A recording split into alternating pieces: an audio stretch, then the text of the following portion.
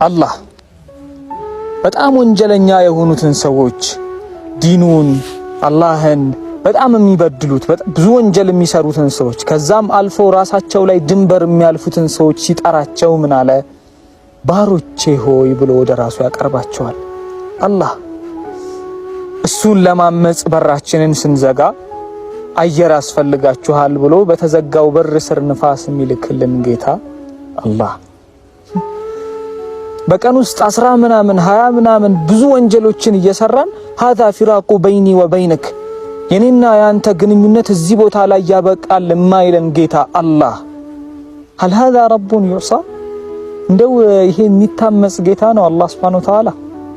ما أكرمك يا الله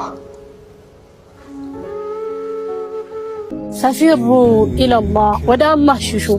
ወደ ጌታችሁ ሩጡ አለ አላህ አንድ ነገር የፈራ እንዳይቀጣው የሰጋ ከሱ ይሸሻል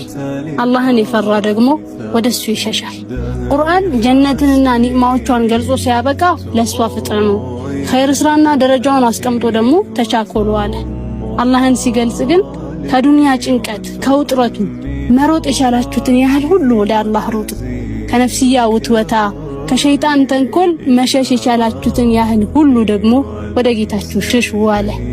ሌላ ቦታ ላይ ደግሞ ወደሱ እንድንቀርብ እንዳንሸሽ ሲያበረታታን ፈአይነ ተذهبون ወዴት ትሄዳላችሁ